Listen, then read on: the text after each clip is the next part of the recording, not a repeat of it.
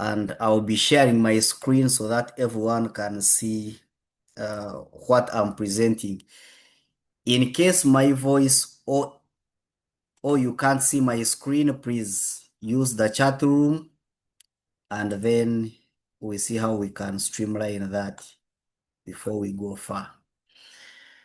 So the training is project planning and controls. This is where we are going to see when you get a new project. Where do we start from and where do we end from? Remember, project starts from feasibility study. So we shall go through all 5 steps or stages of project planning. Project life cycle, we are going to go through the whole of it. And this training it is to prepare everyone from beginner to job ready project planner or a planning engineer. So in our module 1, we shall have the fundamentals of project management so that we can understand the applicability, where this training is applicable, where these skills are applicable.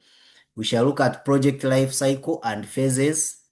We shall look at our roles as planning engineers.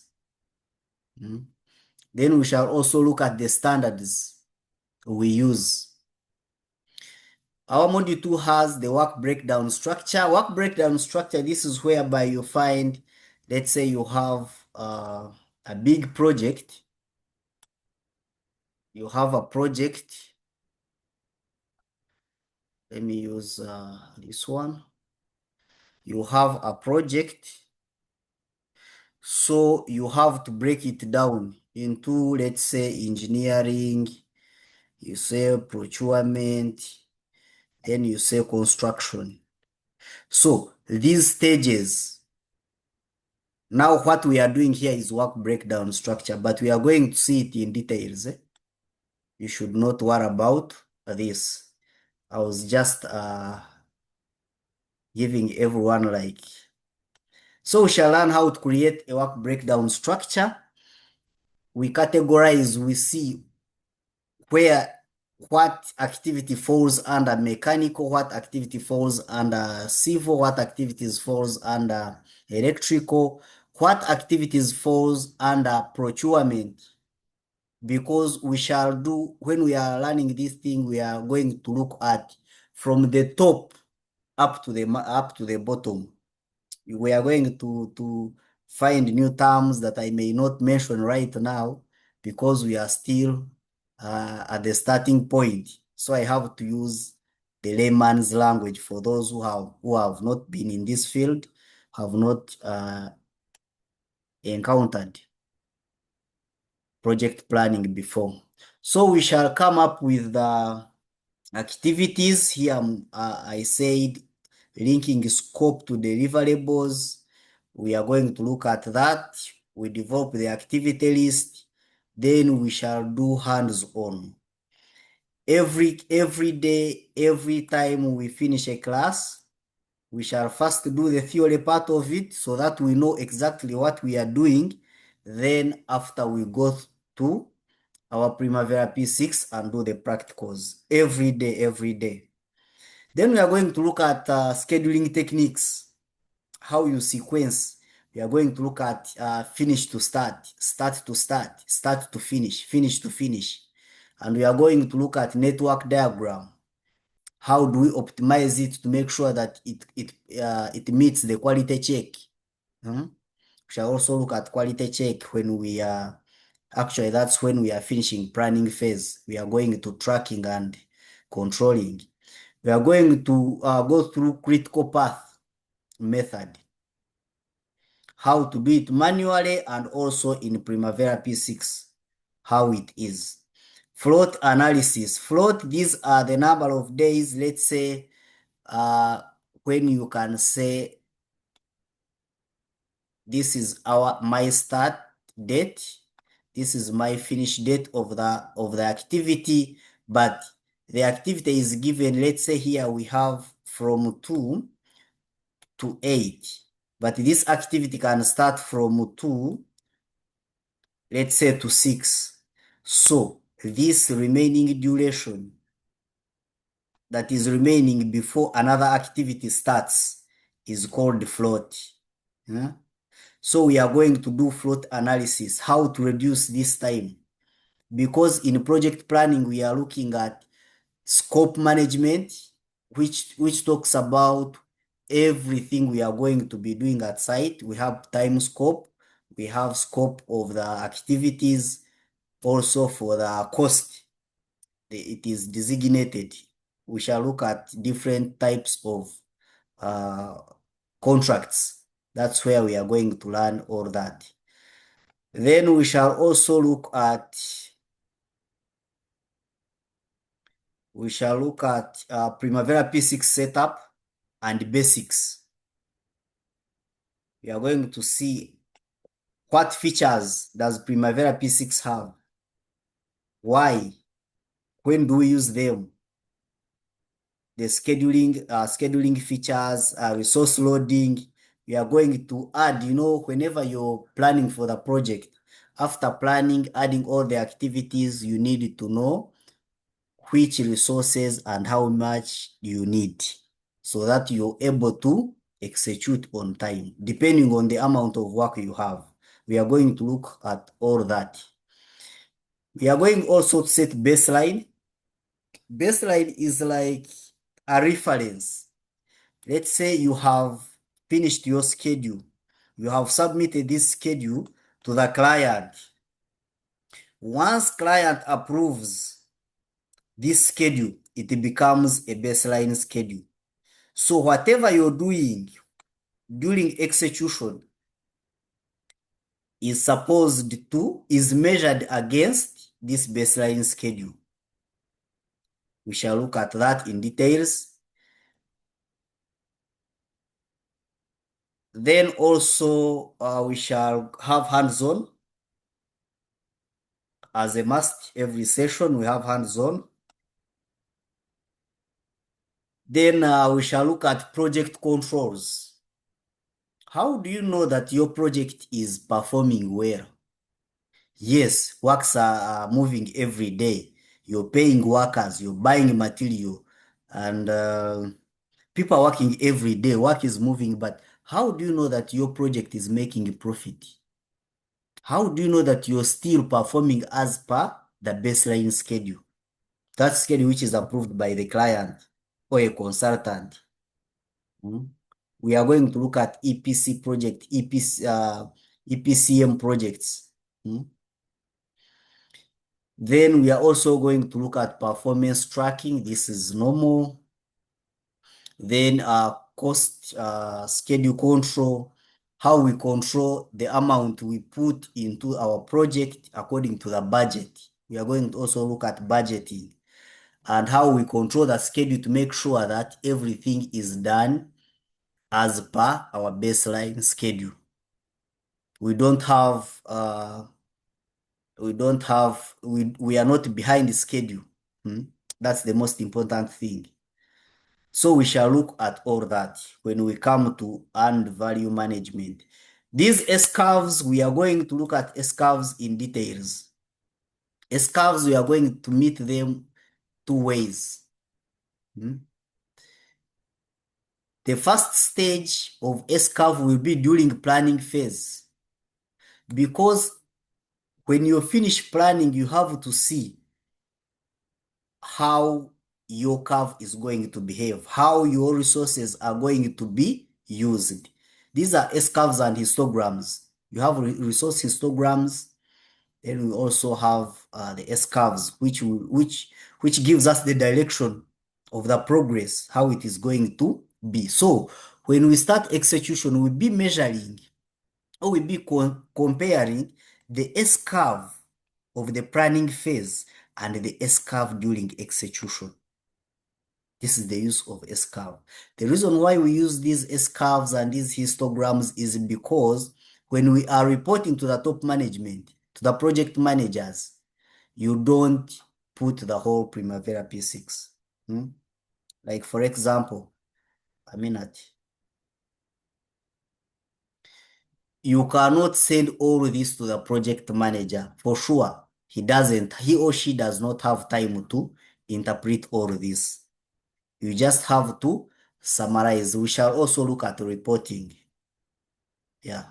You summarize, put the S-curves, histograms, where a person can easily see and understand what is going on. Then we shall also look at a minute, reporting and then dashboard. During this session, we are not only going to use Primavera P6, we shall use both Excel and Primavera P6. So it is like 2 in 1. We do this, how to draw S-curves in Excel. We do it in Primavera P6. So Excel is the manual way of doing things. But it's better if you know the manual of doing things and you know the logic behind. You can easily interpret these P6 S-curves and histograms because you know why, you know what actually has come out. That's why I always consider both when I'm doing my trainings. Then performance communication, we shall all look at that. We shall look at small at the delay analysis. We shall look at basics. We shall look at risk identification or risk management and mitigation strategies. All projects have risks. We shall look here at costs. We shall look at how we can incorporate our risks in our cost. You see, we shall look at something like these are budgeted cost, the cost from the work that is going to be done. Then we add the contingency. Contingency, this is the cost from the known risks. Then we add management cost. This is from unknown risks, and we come up with the total project cost. Total project cost. Here we have, so we shall look at all this in details. Of course, we shall go step by step, first things first, but here I'm giving you like what we are going to cover, like everything we are going to cover. Then we shall have a case study whereby everyone will be able to produce a project, and you share with me both P6 file, is called XER file, and then also the report. Then we shall have something on career development for those who want to come up with the portfolios to use when you're looking for the job. Actually, when you're looking for a planning job, we don't send a CV the way we send. For big companies, you prepare a portfolio which has the projects you have worked on. You attach them there, and you also put your CV so that a person is able to open your file and see, yeah, here he did like this, she did like this, and she will manage. Then I'll also show you how we customize, like in Primavera P6, when you're producing work, it comes in your name, or you put your company logos and everything. So,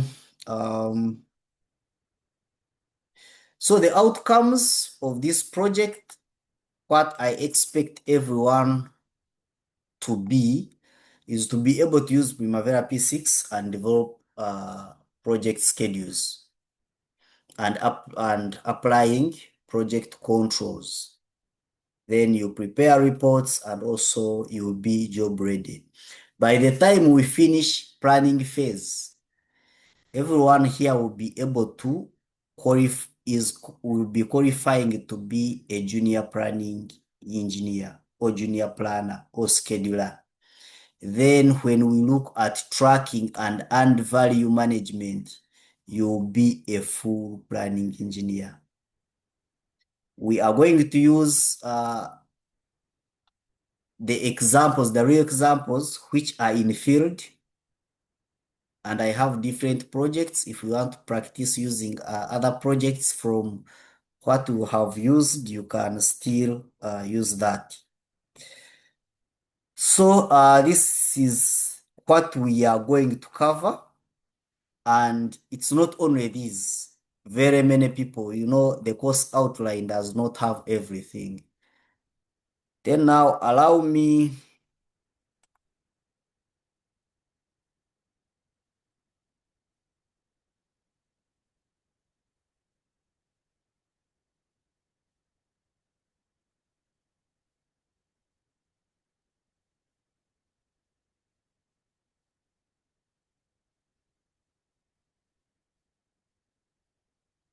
Now I think we can start. This is the introduction part of it, or the session number 1. First of all, we need to know we are going to be project planners, but what is a project? A project is a temporary, these are main words you need to know. And mind you, when you go for an interview, they may not ask you to, they may not give you Primavera P6 that you start scheduling. No, they will ask you these theory questions. Because if you can, a minute, if you can explain these terms, then it means you know what you're doing. So a project is temporal. It's unique, a unique endeavor. A unique endeavor means that every project has a product with different characteristics. It must have a beginning and the end. That's why when we go and start looking at the documents you need as a planning engineer, they will give you a scope statement, or a contract which has scope statement. It will have when the project should start and when it should end, and the duration, how long. Let's say the project is taking 5 years or 4 years. So you as a planning engineer, if you get those documents from the client, you're supposed to make sure you plan and finish your project within that specific period of time. And it is always there to achieve certain goals which are specific. And typically, projects, you can get a structure, a system, those who are in IT. It can be a product, those who are in manufacturing, or it can be a service. Service projects. They give you a contract for service and it is taking 2 years. It is also a project, though you're doing service. So here looking at, this is the characteristics as I've already shared. This must be temporary, unique output, then must have a defined scope. When we start looking at types of the contracts, we shall see when do we use this contract and when do we use another different type of contract. It must consume resources. Every project consumes resources. You see, even our lives are projects. So you're already eating food. That is a project. You're consuming resources. And the major constraints are time. We have cost and quality. And then sometimes they add scope. But these are triple constraints. So examples of the projects for those ones who are not sure of what projects are, but I know everyone here knows. We have construction of a pipeline, a refinery, or a power plant. We have building a hospital, roads, and bridges. Then developing a software system or IT infrastructure. Then installation of electrical substation or MEP systems. MEP systems, these are mechanical, electrical, and plumbing and piping. They are mostly in big buildings. Big buildings, airport, like a place which is going to be busy, which is going to receive very many people. So we call them MEP systems. Then that is some small knowledge on project. Now we know a project. We go to project management. What is a project management? Because we have a project, but we have to manage it. So here they are saying that project management has 6 competing constraints. When I talk about constraints, these are the things that are part of the project as a must. First of all is a scope. A scope is what work must be included. And once you're given a contract, the scope should not be, when you're doing planning, you should not plan for less or for more. So you have to be in that very scope. We shall look at scope creep. Scope creep, this is when they give you, let's say they have given you to construct a 50 kilometers road, and then at the end the client is telling you that no, you're supposed to construct 55. So these 5 kilometers, that is what we call a scope creep. So when you have to understand the scope, what is included in your contract, what is included in your project. Then we have time, when the project and its milestones must be completed. A project has a start date and end date. A milestone, we have 2 major milestones. We have project start milestone, a minute.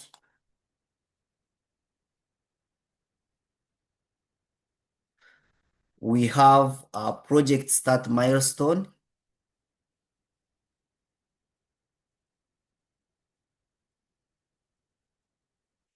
And also project finish milestone. We shall look at that in details. Now, it's not that these are the only milestones we have. These are the major milestones we must have in our schedule. But we can say project procurement start milestone. Now this is a milestone of starting the procurement. Finishing a procurement can also be a milestone. All these are included in the contract. The contract will be clear on what a client considers to be a milestone. And even the key performance indicators will be in the contract. So then we also have cost. We have cost. Every project must be delivered in an approved budget. Yes, the client will say, no, may I have 20 millions USDs. I want my project to be finished. That's my budget. If you can't finish it in that budget, then I will not give you my project.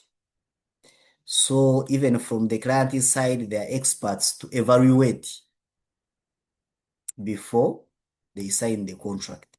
Then we have quality. Every project has quality standards. These quality standards must also be followed when you are planning. I talked about quality check, schedule quality check, SRA. This is schedule risk analysis. You're analyzing your schedule to see if it meets clients' expectations.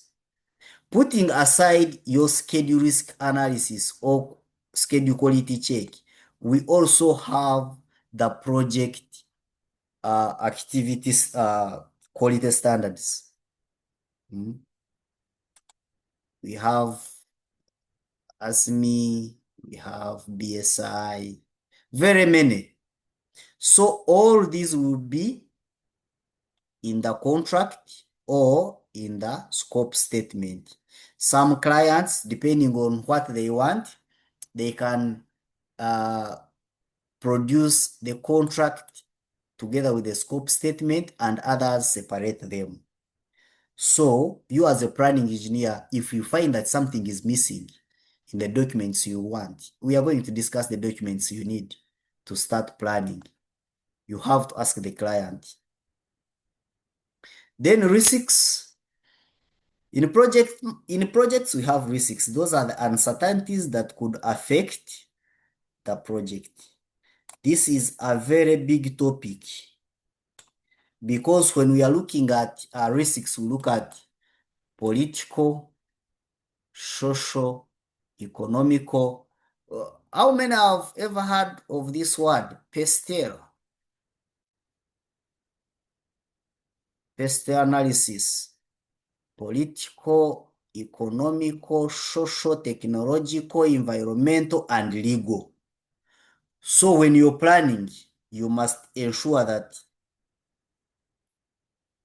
everything is okay. And also after planning, the project will face these uncertainties. Can be some political instability, or they can say your project is against the what? The environment. The economy can change, or the society or the community where you're operating. You have to convince them to be part of the project.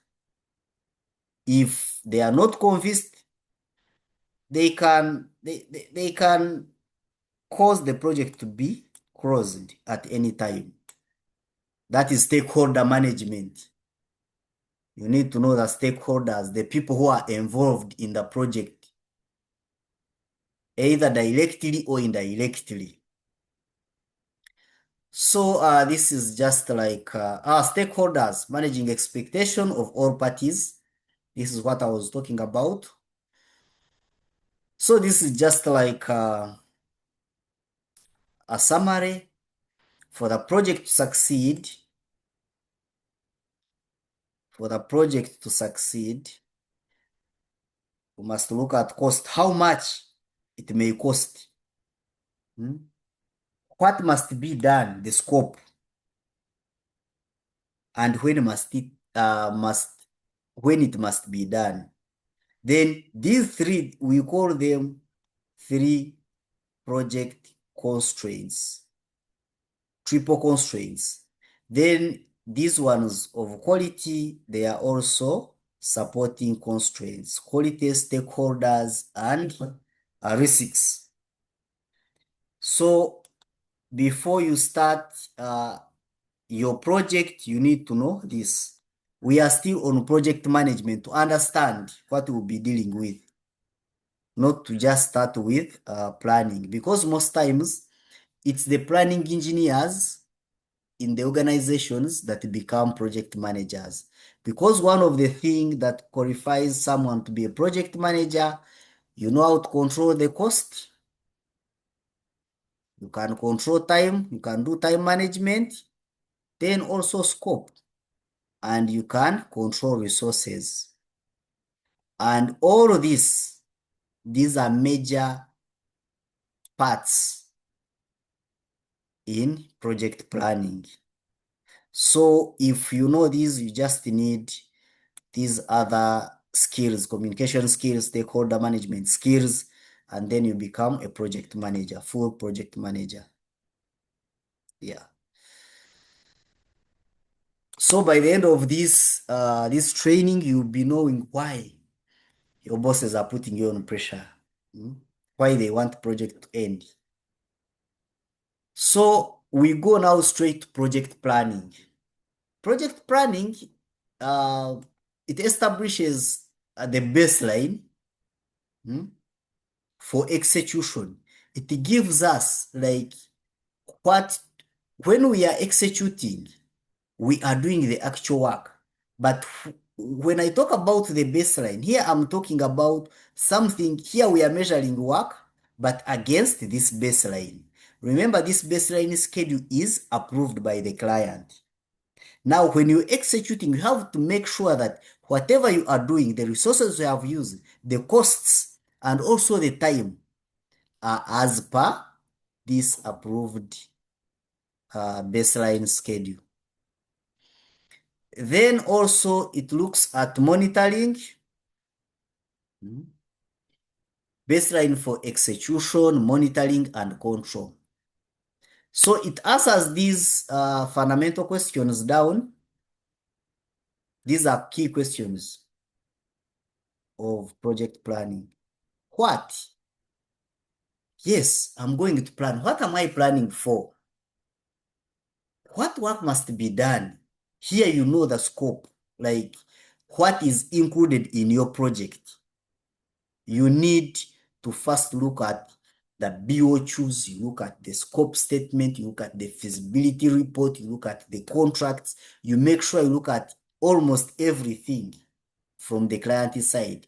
Some clients give even resource sheets to say that on this project, I want civil engineer, I want mechanical engineer, I want helper, I want this. So you must analyze all of them and before you start. And then I always advise people before they start planning, you first put everything, every document, every details, every data you need in the Excel sheet. So that when you're planning, you're just getting, let's say, the cost from Excel and you're putting in Primavera P6. So this is what? The scope. Who? Who is going to do that? To do what? Here we have excavation, let's say. We have welding works. Who is going to weld? This is now you're looking for the resources. You look at who is responsible for each activity. And when? When are we doing this activity? When activities starting and finishing? This one we shall look at it when we start duration estimation, time management, because we shall look at scope management, time management, resource management, and also cost.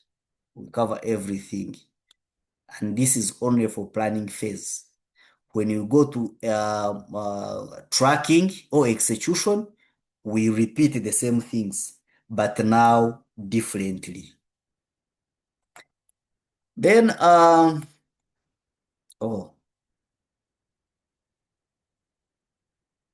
we also look at how much, because we are not going to execute the project at the end of the day.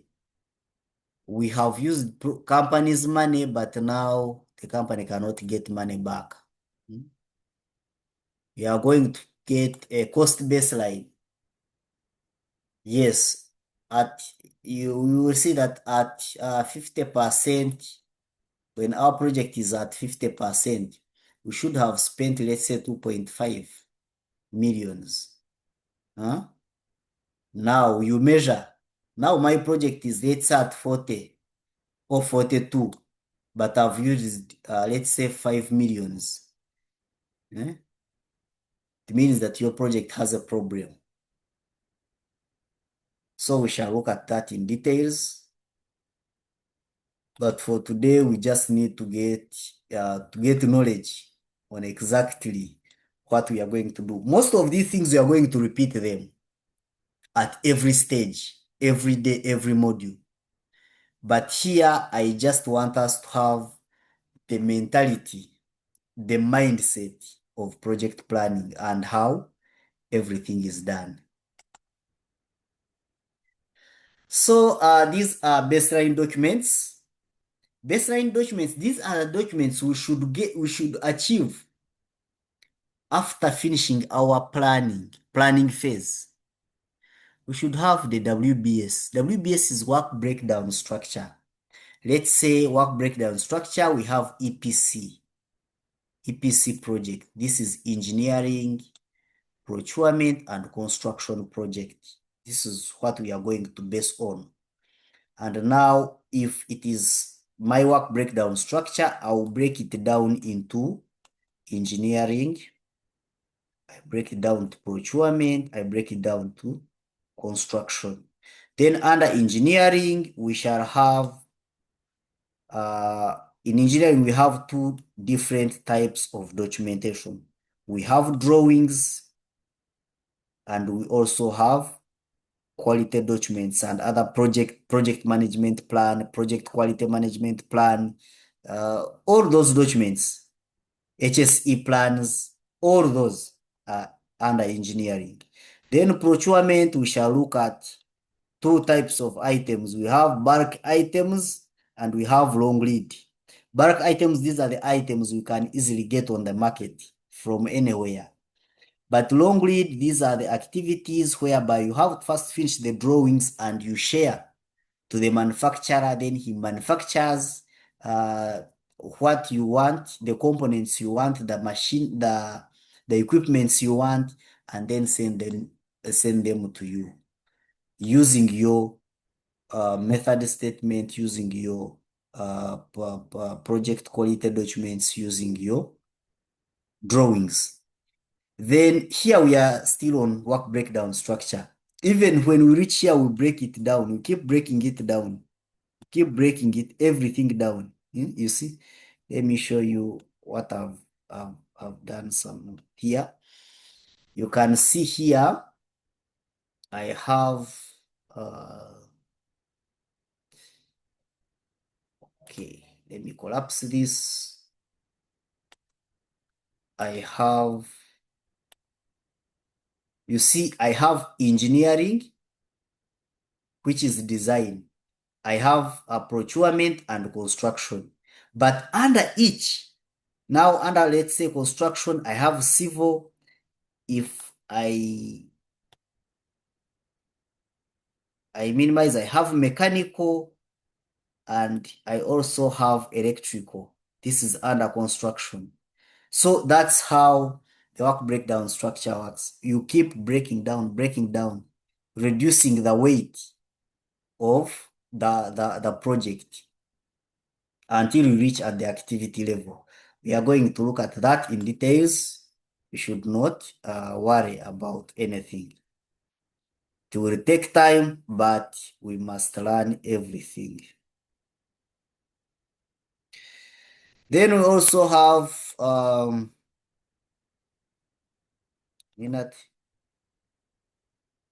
we are also going to look at the PMS, Project Master Schedule.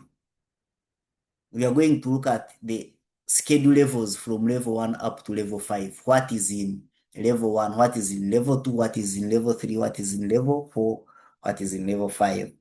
I think some of you have ever been on the project and you asked, can you interpret a level 3 schedule? Now we are going to know what is the level 3 schedule, what is a level 4 schedule, what is a level 2 schedule, and what is a level 1 schedule, and who is responsible for each level. We shall look at that. So other things we have to produce are the baseline or the budget, cost baselines. After planning phase, we have to come up with the cost baseline. We have to come up with a resource requirement plan. All of this, how many equipments do you need? How many manpower do you need? And which resources exactly? Then you have a procurement plan, you have a risk register, and you have communication and reporting plan. So these are the things we shall have by the end of planning phase. So let's look at the project life cycle. Project, it's not that you can start from anywhere to execute the project. The project has stages you have to follow. And each stage has different activities you have to do there. So for example, if They are saying that the project life cycle is where every project passes through. So one of the stage or our first stage is planning stage or planning phase. Another one is execution. We have monitoring and control. We have closing and initiation. Now, we as planning engineer at our level, we shall start from here. Then senior planning engineers start from here when the project is starting. After they leave work, they leave us with work to start from planning phase. So what is in every stage? The stages are 5 as per Project Management Institute. Project Management Institute has a book. It's a guide, a reference book or a guide book. Is called PM book. So this PM book, they keep changing every year. Actually, they have just released 8th edition. It is going to be effective in June.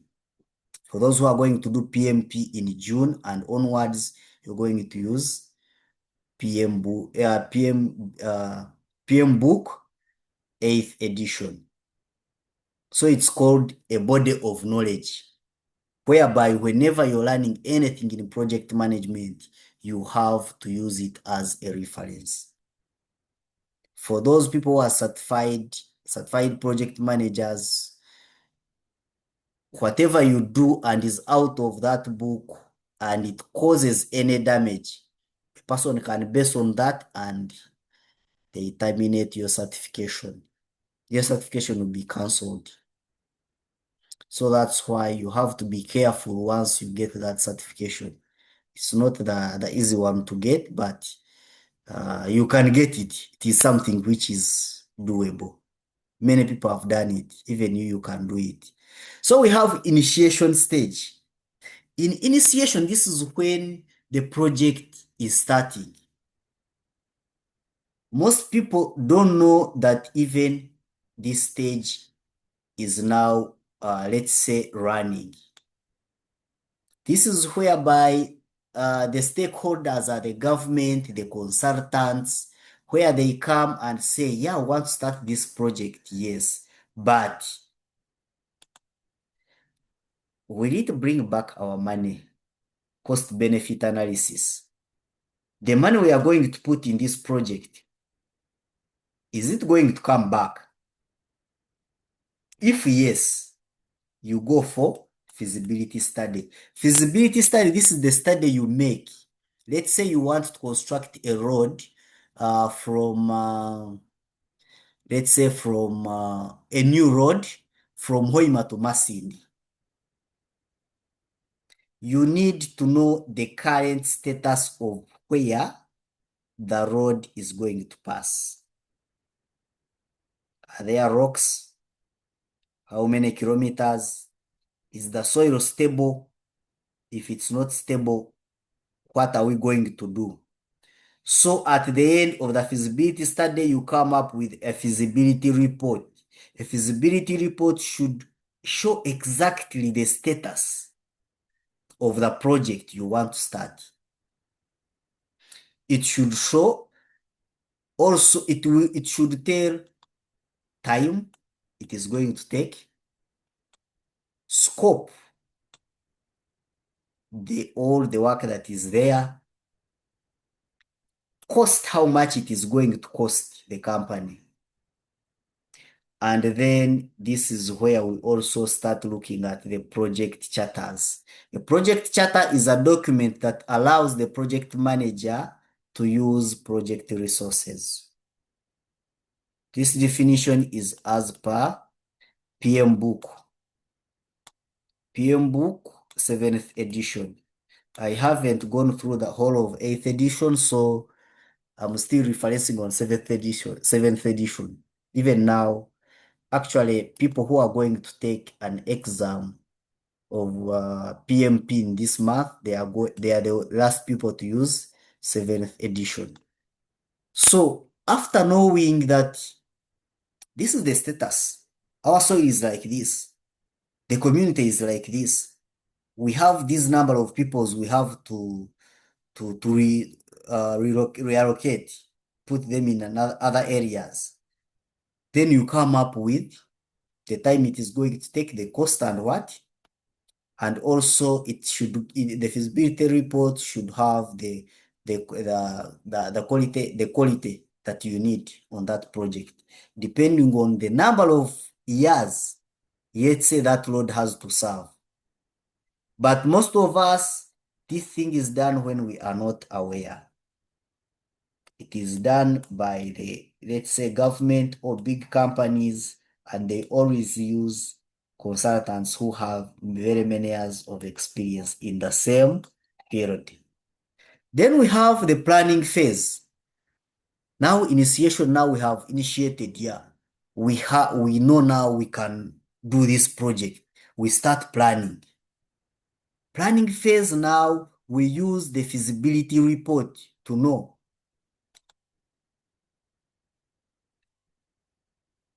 what disciplines do we have? What is the actual scope? Then you break it down, come up with WBS, work breakdown structure. What is under what?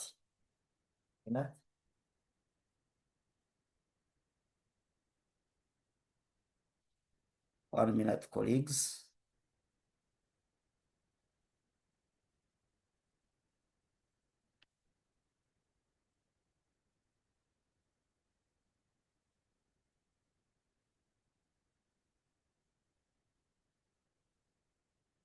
Sorry about that, members.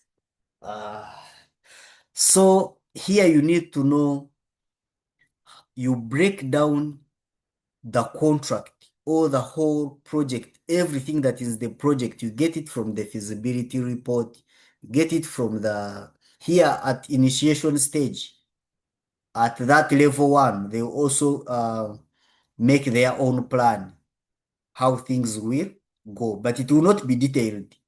So you have to use, actually, the output here is the input to planning phase. Then from there, you also come up with a schedule baseline. This is our planning, what we are going to go through first, starting from, I think, tomorrow. We are going straight to work breakdown structure. We start a project, then go to work breakdown structure. You come up with the schedule baseline, what to base on during execution, and the cost baseline. You know that now my project should not exceed 45 millions. And whatever you're executing, you measure. You keep referencing on this. Then execution has different parts. It has mobilization, it has construction, it has procurement. This is where the actual work is now being done. If you're to look at the number of people, here, let's say you have 50 people doing initiation. Here, people will be a bit many because you need quantity surveyors to work on those BOQs. Actually, as a planning engineer, you don't work alone. You work with a team of engineers and surveyors. And also project manager is ever there to support you. So here, the number of people increases, let's say to 80. Then here, this is where they bring full workforce, full equipments and machineries. And then you, as a planning engineer, you monitor from here up to here. When you finish this and you get the baseline schedules and cost baseline, you have to start making sure that they mobilize the right resources that you planned for. They are using the right equipments, manpower, and materials. When we go to procurement resources, we shall look at 3M, whereby we have material, manpower, and machinery. We shall look at that. Even Primavera P6 categorizes resources as that. Then from there, we shall look at monitoring and control. Now here construction is ongoing and we have to see how we are progressing. We get progress reports. After getting progress reports, we compare them with our baseline schedule, what we are supposed to be getting. And then you look for where there is a problem and get the corrective actions. Planning does not stop at finishing this Primavera P6 file and you submit. No, it's a continuous process. You keep changing. You keep actually studying the site and go back to your office and change. You keep coordinating with the supervisors, construction managers, and other engineers. Then change control is also here. Where you need to change, you change as a planning engineer. But all changes and every step before you go to the next step, you should consult your project manager. A planning engineer reports direct to the project manager and the consultant. And then from there, once you get the approval of the project manager, you can send your schedules, your cost baseline, your everything to the client. You don't just send because you feel it's okay. Sometimes our project managers have more information than us on the project. Then handover and closure. Closure, here you look at the handover, you make a handover report in your planning field. Here there is where you find commissioning and then documentation. In documentation, that's where we have lessons learned. In lessons learned, you prepare a document for lessons learned as a planning engineer, not as a quality personnel, not as a construction personnel. Everyone will prepare according to his or her field. Then let's continue. In case of any question, please members, feel free to send your question in the chat room.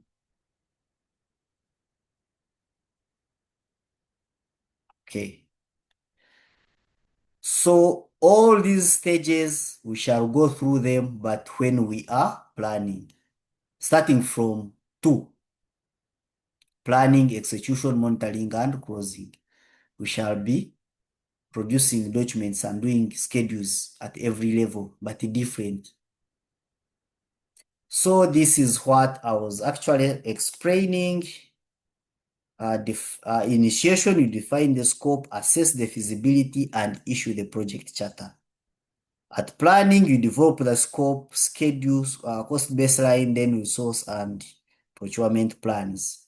At execution, you mobilize resources, perform work, manage teams and vendors. Controlling and monitoring and control, here you're tracking the progress against the baseline. This baseline is a very big word in project planning. It can be baseline schedule. Baseline schedule is looking at the activities and the time you're supposed to execute those activities. Then cost baseline, you're looking at the activities and how much you're supposed to spend on those activities. And here it also have taking actions in case of any discrepancy. Then we have, members, I want us to first go through this so that when we start practical things, we know all this. Why do we need to do planning? The cost of poor, okay, the cost of poor planning, the data is clear. If the data is clear, most project failures originate in planning phase, not execution phase. If you plan badly, you can plan and you think that your plan is okay, but you have given less days to an activity. You have not asked the experts in the field. When you're planning, you have to, actually planning does not necessarily mean that you have to be an engineer. I know one guy, he studied law, but he's now a planning engineer. He studied law. So you just consult the project manager, consult the experts in that field, in every field. In civil, mechanical, electrical, as long as you are.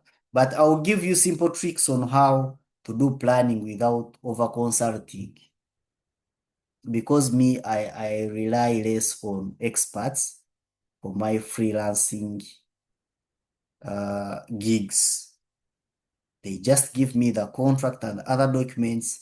I sit down and get everything. I share, they review and give me comments, and at most they have ever reviewed my schedules twice. They have never reviewed my schedules more than 2 times. So why projects fail? They say poor planning contributes to 78%. This poor planning does not mean that it is only for planning engineers. You as a planning engineer, you can plan well, but the construction manager or the supervisors are not, they don't have any idea on planning. So executing your plan, they will see it as a waste of time. This is mostly in construction, by the way. Then scope creep, these are added or additional scope of work, additional activities, additional additional scope contributes 65%. Then lack of resources contributes 54%. Poor communication, as a planning engineer, you must know how to communicate, when to communicate, and whom to communicate to. Communication is very important. If you can do planning, then you can do coordination. These two things work hand in hand. And sometimes if you find a planner who is an introvert, you will just suffer, because from nowhere, for him, he knows what works. He will just do. He say, no, you do this, this, and this. It will work without justifying. But as a planning engineer, you must communicate.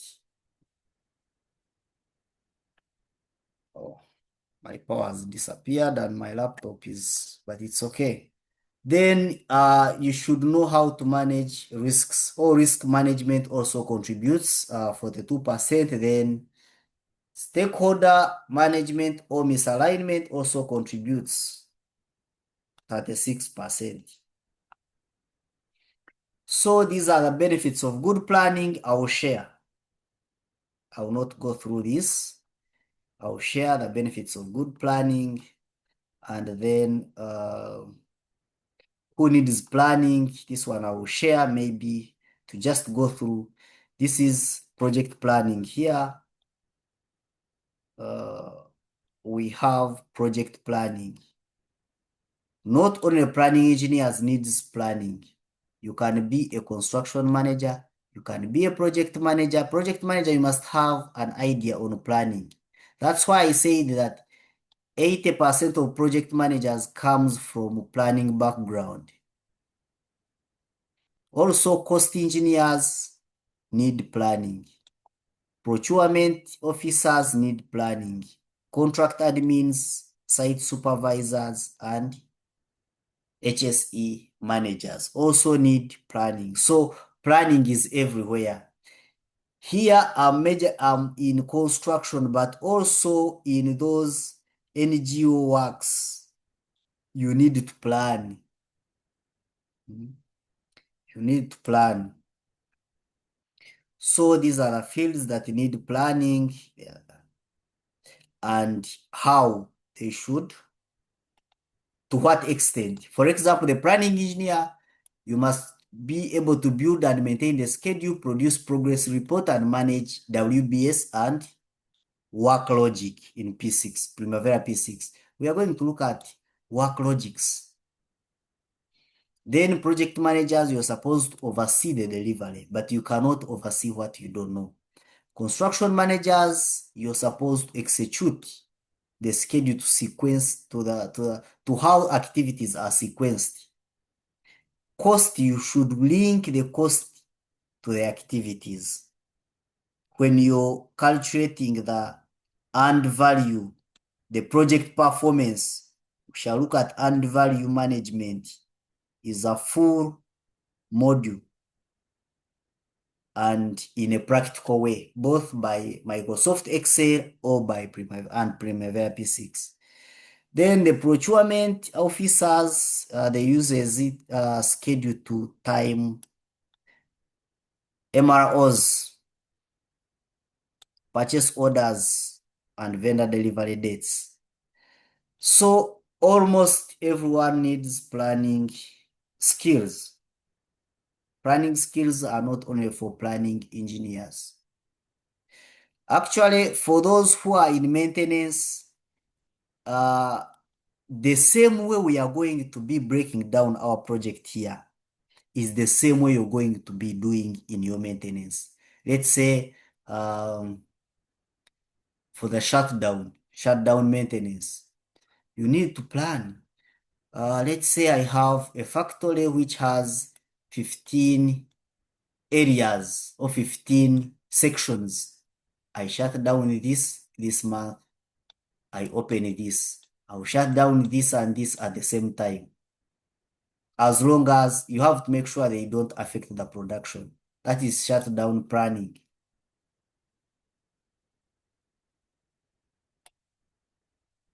So, so these are the supporting roles, people who are going to support you. We shall look at this in details, members. Then what is, where is planning applicable? This is very important. Oil and gas. And oil and gas, it is ever strict. Primavera P6. That's what they always use. The reason why they use Primavera P6 is because it is it can handle bulk activities. Oil and gas has very many activities.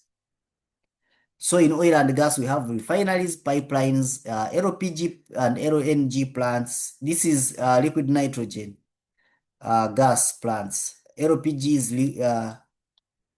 liquid, is it liquid petroleum? Something like that. So these are complex projects. Also in construction, it can be in buildings, bridges, roads, dams, and among others. Infrastructure, airports, railways, and ports. Then in power and energy, we have power plants, solar farms, and substation. Colleagues, if you master Primavera P6 and the planning principles I'm going to take you through, you'll be able, whether you're an engineer or not, you'll be able to work as a planning engineer anywhere. So all these are the industries where planning is done. So we are going to look at project phases, the levels. So pre-FEED or feasibility study, this one we have talked about, it is a high level milestone schedule for cost benefit studies. Here you want to know whether the project you're going to invest in money will actually bring back the money. Feeds or basic designs, this is where we do the master schedule. Procurement planning is initiated here. Then detailed design, we are going to look at these, all these actually in details as we continue with Primavera P6 practically, but here I have first take you through so that we know some of the terms when we are in our second session. Level 3 schedule, EDDR, shall see EDDR, PDDR. This is engineering drawing documentation register. Then PDDR is project document, PDDR, project document register. Same, we shall look at this in details. Long lead items are ordered here. We shall also look at when and how we sequence our procurement. For example, we shall look at when you reach, let's say, 40% of engineering, you can initiate procurement because now you already know what you want. We shall look at that when we are at work breakdown structure, which is our next session. Then construction, this is level 4 execution schedule, which has a look ahead. When they say look ahead, we mean like you're executing, so you have to submit the plan for, let's say, 2 weeks or 3 weeks, so that the people who are doing daily activities or construction are able to follow it. Then commissioning and handover. Here we have pre-commissioning, commissioning, getting the punch list. The punch list, this is like what is not done right or what is remaining by at that time when you have, let's say, giving out the product or project to the client. Then you hand over the certificates. For the buildings, we shall have the certificate of occupancy. Then for other, let's say, pipelines and what, there are some certificates they issue for allowing the facility to start operating. So why should we use Primavera P6? They say Oracle Primavera P6 is a global industry standard software for planning, scheduling, and control in EPC, oil and gas construction, infrastructure, and it is capable of handling enterprise level project complexity. Here they mean that it is able to handle complex projects which cannot be handled by simple tools like Excel or Microsoft Project. These are the features which makes it different. The way how it does critical path, it is automatic. We shall see this. You may not even know that you have already gotten the critical path. It works on merit projects. This Primavera P6, let me show you a minute. What they mean that multiple projects. This Primavera P6, you can have. Now I'm working on this project, but if I open, you see all these other projects. So you find that Primavera P6, you have very many projects, but you open the one you want. All these are the projects. All these. Let's say you're a planning engineer for the company which has very many projects. You plan this. After you go to the next one, you keep planning in the same software, which cannot be done by Microsoft Excel or Microsoft Project. So here all these are the projects, these ones. All these are projects. Some come with a Primavera P6 and some are mine. For example, these ones are mine. airport construction projects, and even these ones here. There is Nexus project is also mine, and then also these ones here are mine. So it can handle multiple projects at a time or at once. Then resource and costs, you can assign resources and costs. Then you can also look at the planned value versus actual value. You see the resource usage, resource histograms, and all that. We shall look at that when we reach at resource management. Then it also makes S-curves automatically. It's very easy. Just 2 seconds, you're done with your S-curve. Baseline management. This one, you don't need to keep opening here, no. It compares when we reach at tracking phase, it starts comparing immediately. When the project starts, it compares what you planned or the baseline schedule and baseline costs with what you have already used automatically. So WBS integration. Here, WBS integration, it has a lot of linking. It links like cost, scope with the schedule, so you can easily see it on one dashboard.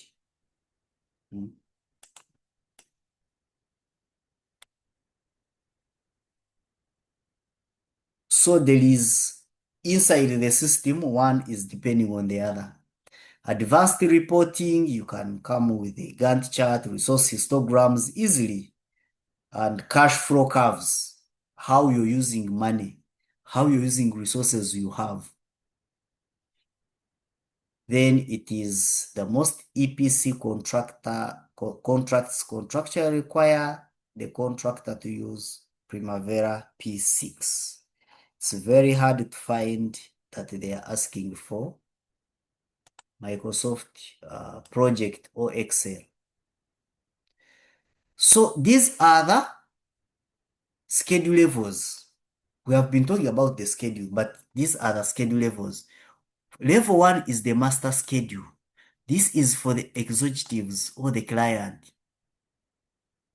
Level 2, here we are just summarizing so that we can know, but we shall look at these levels in details. You know, today I'm just introducing the course so that we can see what we are going to cover. We have a summary master schedule. This one is done by management, but phases by area. When they say by area, it can be here we have EPC. Here we have mechanical, electrical, and civil. That's what they do by per the area of the project. Then here it is called coordination schedule. This is the one which has everything.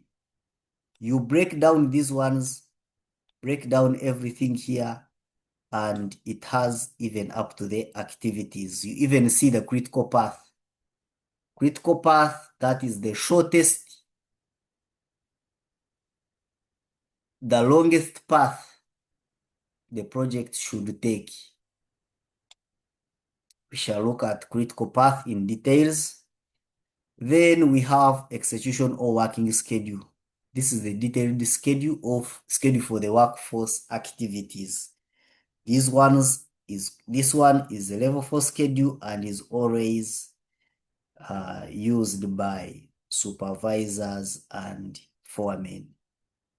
We have look ahead schedule. This one is for 2 to 6 weeks site coordination. Like, let's say today I can give a look ahead of 3 weeks in front, so that the construction team, the supervisors, can also assess it and arrange their resources. their people, their materials according to what we have to cover in those 6 or 4 weeks. That is a look ahead schedule. That is level 5. So, members, don't worry. We're about to complete. So this is exactly what I was explaining, and I will share it. Yeah, I will share it with this video, and this is everything I was talking about. P6 concepts and tips. These ones we are going to look at them in details, whereby we look at the hierarchy. Enterprise level. Enterprise level, this is a project level. We shall find EPS. EPS, this is like a folder. The way you see, you have a folder. Then after the folder, you have different small other folders. Other folders inside this main folder. So my EPS, enterprise project structure, is my big folder. And the work breakdown structure, these are my small folders inside. Then you find that inside these folders, you have some documents. So that is activity attributes, work, time, and these activities, the characteristics or what should show that they are activities. When we are doing our work breakdown structure, we shall not attach any duration. A work breakdown structure does not have any resource. But here we shall have work, which is the activity. We attach the duration, which is time.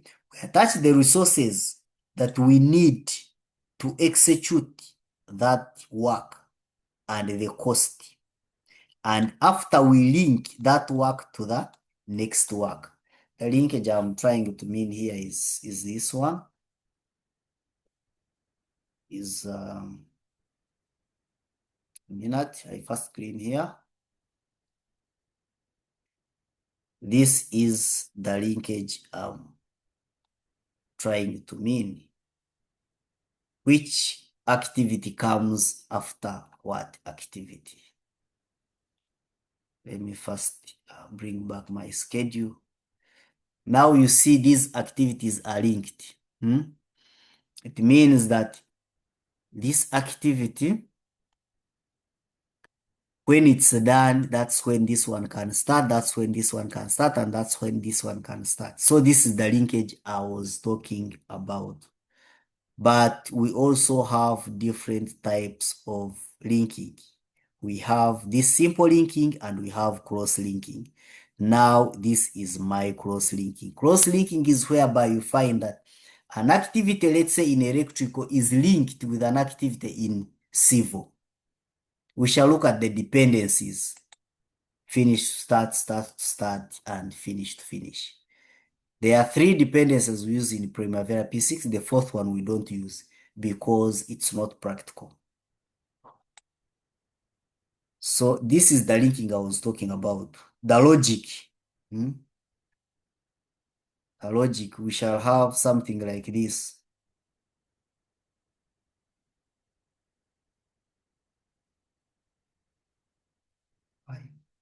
We shall have something like this relationship. If I want to know this activity is linked to this, I just come here. It means that now this activity, IDC, is linked to all these. We shall look at that in details. So we shall look at the baseline, which is a frozen approved schedule snapshot used to measure the deviations. This one is majorly used during execution. We do it and get it during planning. This is what we are going to first get. And then after we use it during execution to measure how much we have done. Then critical path, this is the longest chain of dependent activities. This one controls when the project should get finished. We shall also look at that and how to calculate that. So I think now, wow, these are the documents you need before you start. To start planning, you need these documents. You need contract documents. You need drawings, design drawings. You need procurement documents. You need project execution plans or project execution documents for you to come up with this. So when you get your BOQ, Bill of Quantities, the scope of work from scope statement, the milestones, all these and payment terms, all these are in the contract. The contract must have all these, and we get them from the client. Then once we get this, we can start our designing. Our designs, we shall look at feed package. This is front-end engineering drawings. We shall look at other engineering drawings. We shall look at EDDR and PDDR. These are PDDR, these have the method statement, inspection and testing plan, quality management plan, project management plan, resource management plan, procurement plan, all that. Then here in procurement documents, we need to know which ones are our long lead items. It will have a long lead register. From the client, we shall get long lead register. Those items which we must buy from, manufacture from the factory. They will tell us. Then from there, we have this PEP, which is Project Execution Plan. We have organization chart. We have HSE plan. All these quality management plan, these are the sample of the documents we shall need. But remember, this one we get from the client, and the designing team work on these. Then procurement team work on this and then share with you. So for you, actually even the execution team, they work on this. And after, when they have given you all this, you as a planning engineer, you will start from here. You have all these documents. Now you can get your WBS, you can get your activities from WBS, you can come up with the baseline schedule and cost baselines, and you can make reports during tracking or monitoring and control stage. So all this you're supposed to be knowing, but we shall go through them one by one, and I have more than enough documents to use, so we shall use them. So this is exactly what I was talking about. In summary, here is when we have started our project. So like design and engineering documents, we shall need feed package or basic designs, added drawings for level 1 and level 2 scheduling, then detailed engineering drawings. These ones are the ones we need at our level. These ones. We need these ones at our level.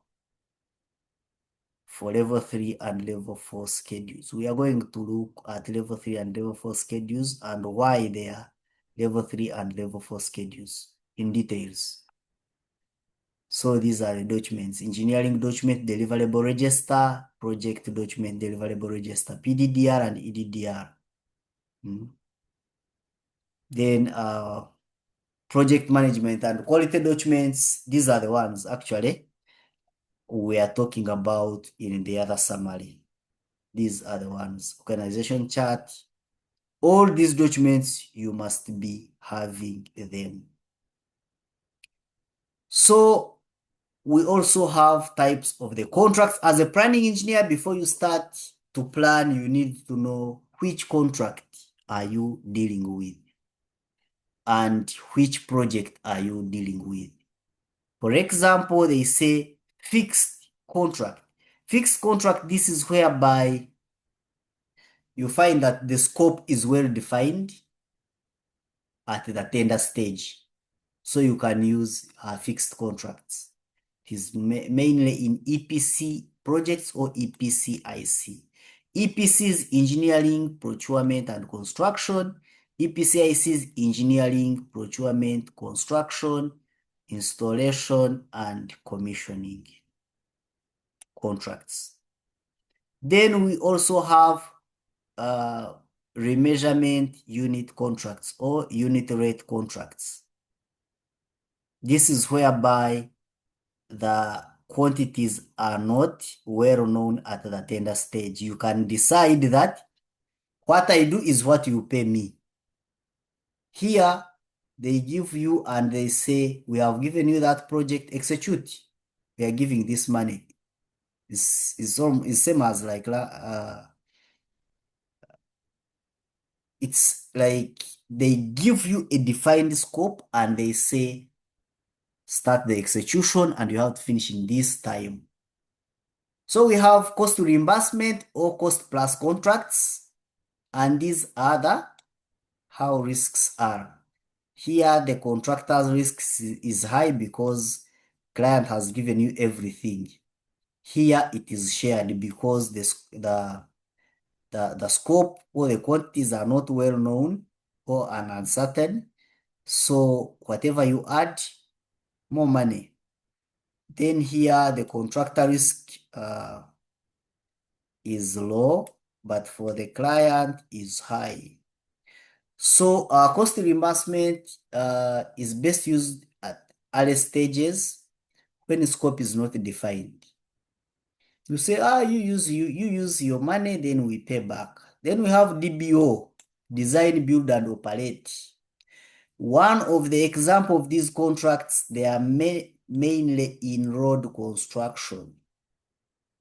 Road construction, refinery construction, CPF construction, whereby they say, design the road, construct the road after you operate. Operation here, it means that you have to do the maintenance also and take care of it when people are using it or during operation stage for facilities. We are going to look at these ones in details when we reach at the contracts. Contracts, that's when we are at procurement as a discipline. Aminat?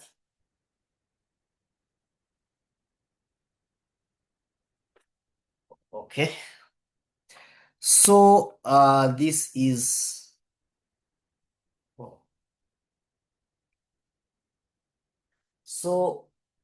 this is the snapshot of the contracts. I will share all this, which has more explanations, but this is exactly what I have explained. So this is what extract from the document before planning. You need to know what to extract. So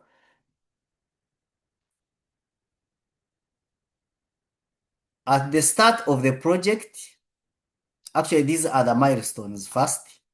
First look at the milestone. The first milestone is notice to proceed. You're done with everything. You have done the feasibility study and then cost benefit analysis. Now notice to proceed is the first milestone.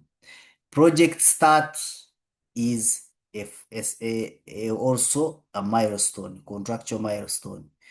Completion of at any stage can also be a milestone. This is just something to show. But the major milestones, we have a project start milestone and finish milestone. If you want, you can add milestones at every package. Depending on, client is the one who decides where to put the milestone. So these are what you check. These are the milestones I'm from talking about. And they say missing a contractual milestone may trigger liquidated damages. If you don't put milestone in your planning and you start execution, then the client might decide to charge you some money for missing a milestone. You have to work, if they said that you have at um, in 5 months, you have to be done with, let's say, civil works, and you have missed that, it means that you are not going, you're going to pay the liquidated damages for missing the milestone because the client is losing time. Mm. Yeah, so this is the planning engineer's checklist. This is what you have to check before starting or before starting to put your everything in Primavera P6. You check the contract type, all milestones. You make sure that they are extracted from the documents you have received from the client and then recorded. The WBS structure, we are going to see how we come up with the WBS structure. The payment milestones linked to the schedule. Payment milestones, here you find that they say if we finish 50% of the works given, we are going to pay you the first, we are going to do the first payment. So you should know all the contract terms and conditions in simple terms.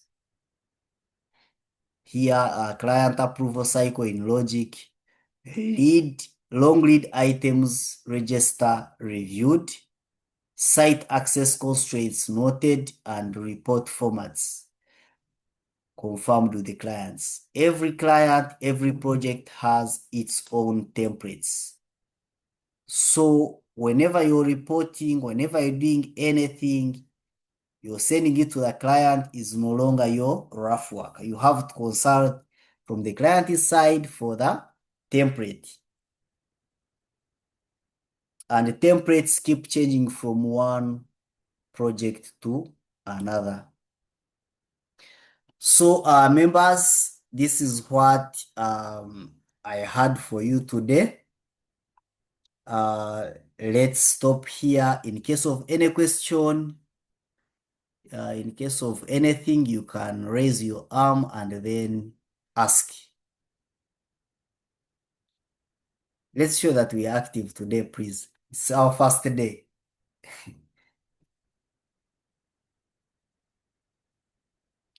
Any question?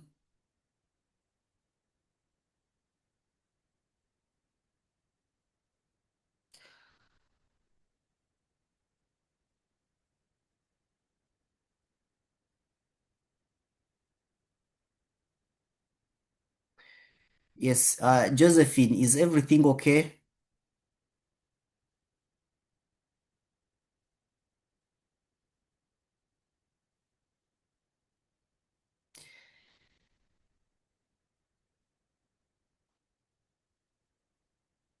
All right. Okay. Let me see. Okay, now the messages have started coming. May respond to these questions. So is asking,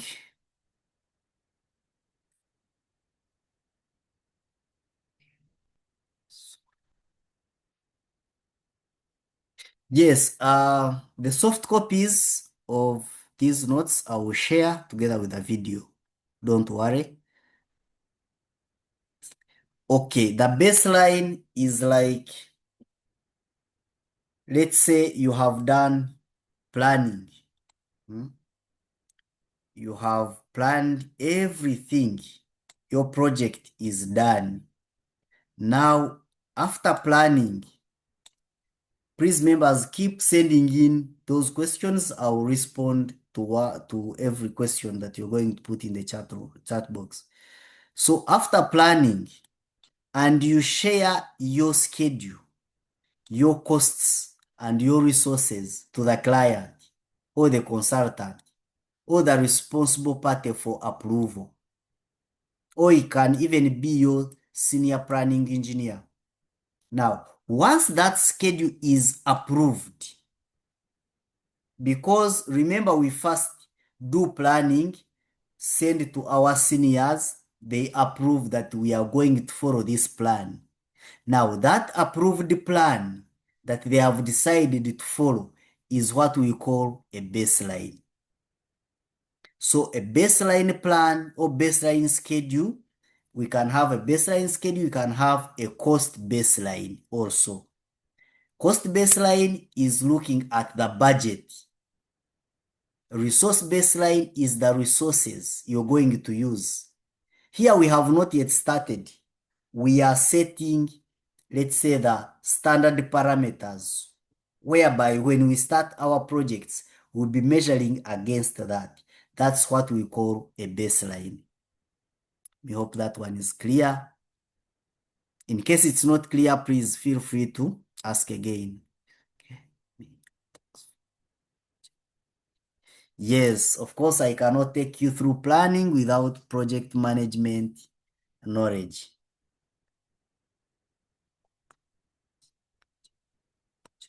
Okay, monitoring and control in project management cycle. You know, monitoring and control, this is when we start the execution phase. When we start the execution phase,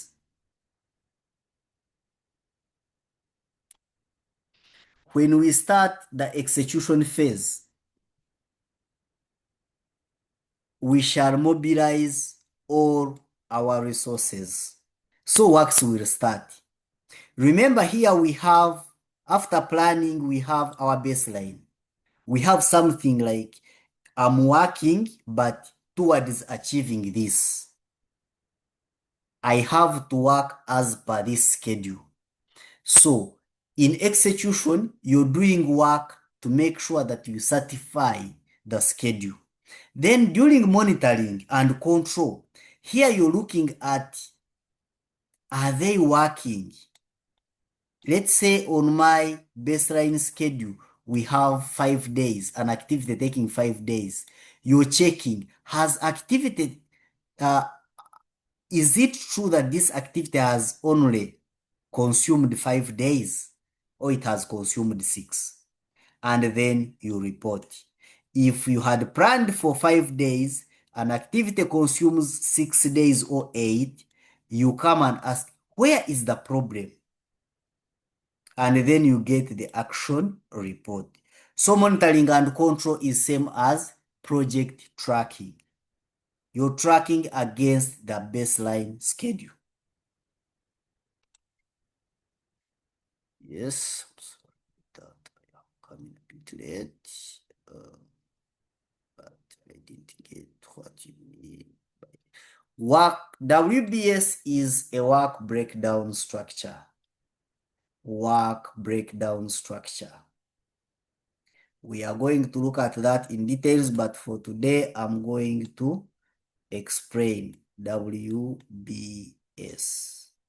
This is whereby I'm going to use an example everyone can understand. We have,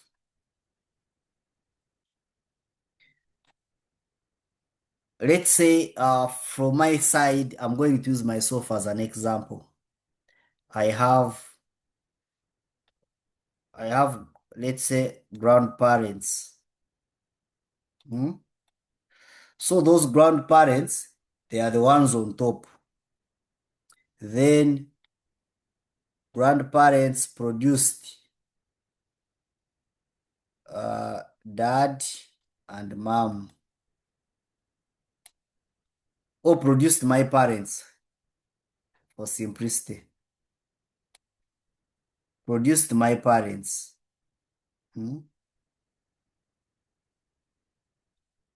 Then now my parents also produced boys and girls. And now these boys and girls, these boys and girls also produced now. These are parents, these are children, child, and also same here, child.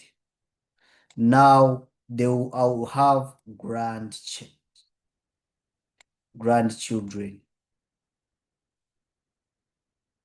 So even here, the grandchildren. Then this one will produce grandchildren.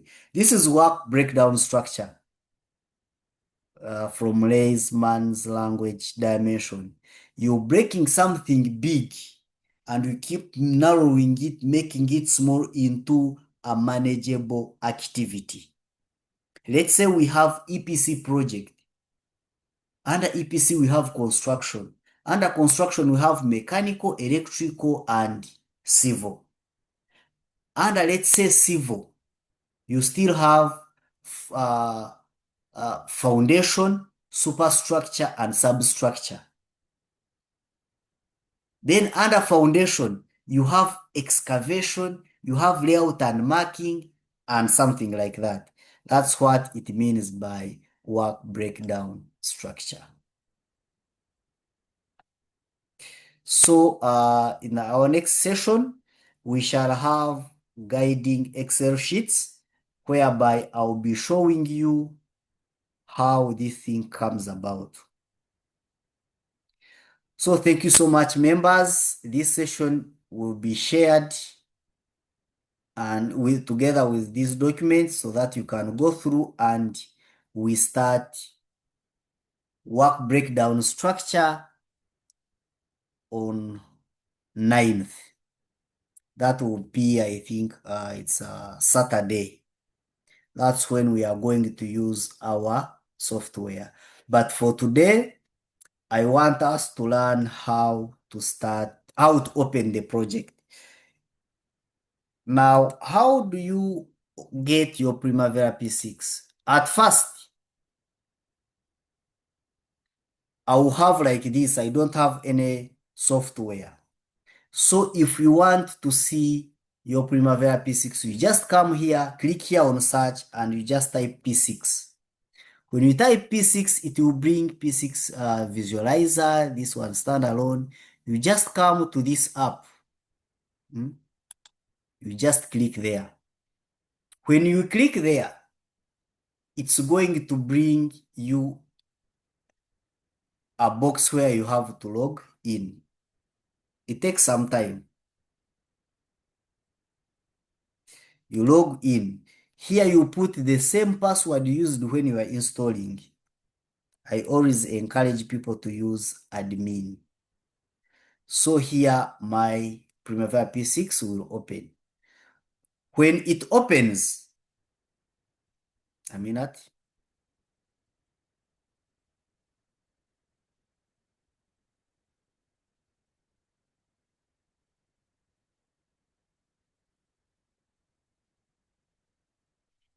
They will ask you the appropriate industry for your organization has not yet been selected in administration preferences. Please contact your administrator. This one, don't worry. Just say okay. When you say okay, Primavera P6 will open itself. Now for you, when it opens, since you don't have any project, this tool will not be will not be active. And even here, it will be showing Primavera P6 Professional 2026. Then in bracket, it will show you that you have no project. Now, this tool of project will come or will be active once you start a project. How do you start a project? To start a project, you just come to File, and you come to New. Now here they say select EPS.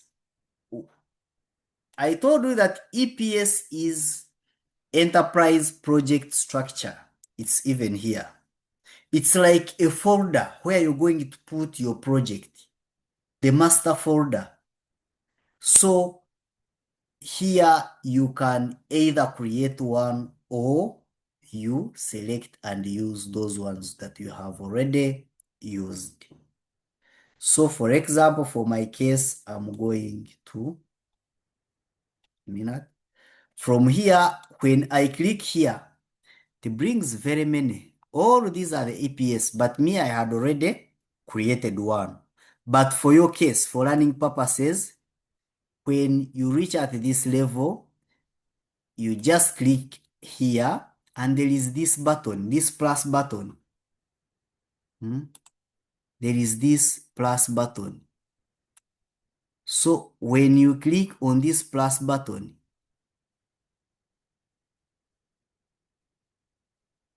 a minute.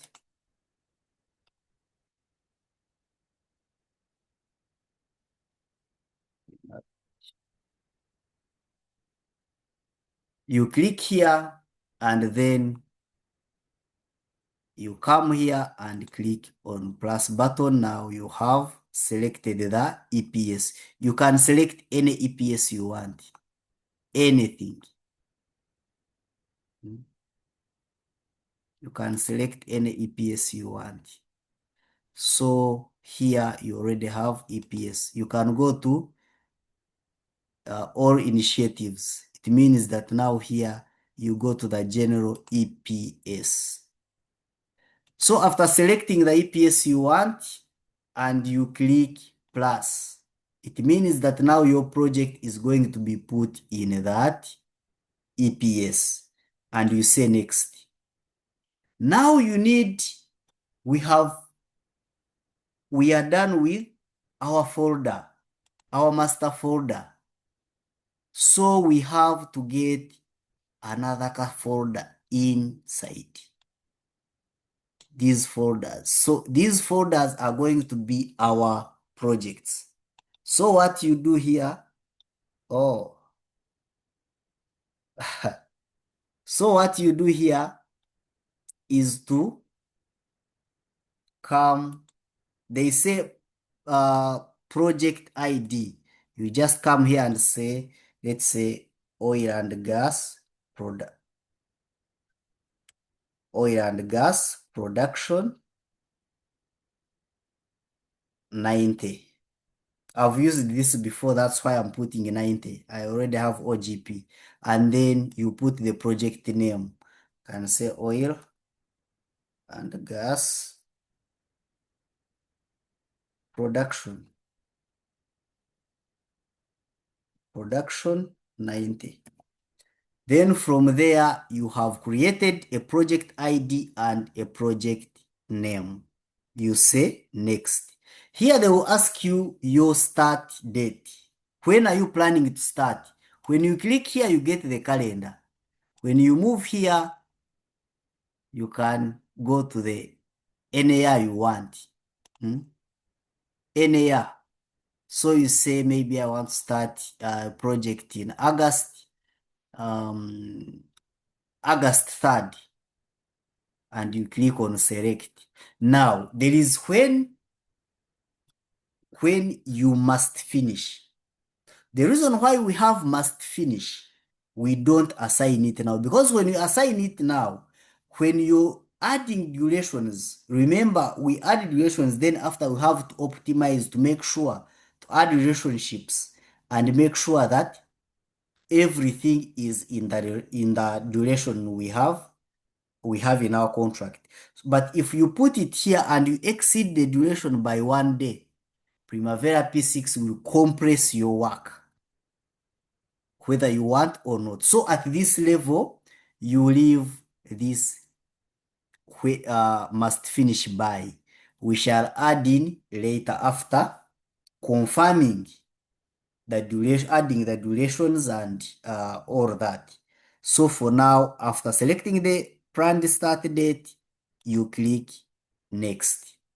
Here, you just leave enterprise the way it is. They are asking the person responsible for the project. You just leave the way it is. Here on the standard rate, you have different standard rates. But when you change and put these other standard rates, I mean these rate types apart from standard rate, it will be hard for you to change.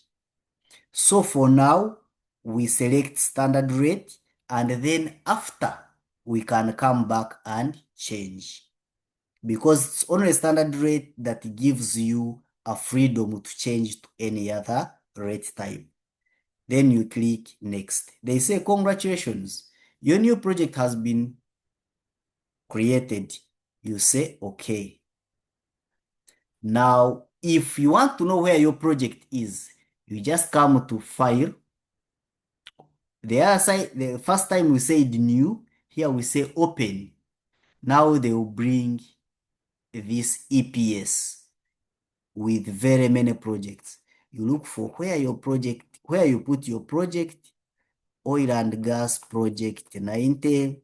I put it in all initiatives. I click here and say open. I have opened my project, but it does not have a work breakdown structure. It has nothing. It's now an empty folder inside the master folder. So colleagues, we are stopping here for today, and we shall start from here on Saturday. Thank you so much for attending. And in case of any feedback, please feel free to send in the WhatsApp group. Any feedback, any review, send in the WhatsApp group. From now, it's okay. Thank you so much. Have a good evening.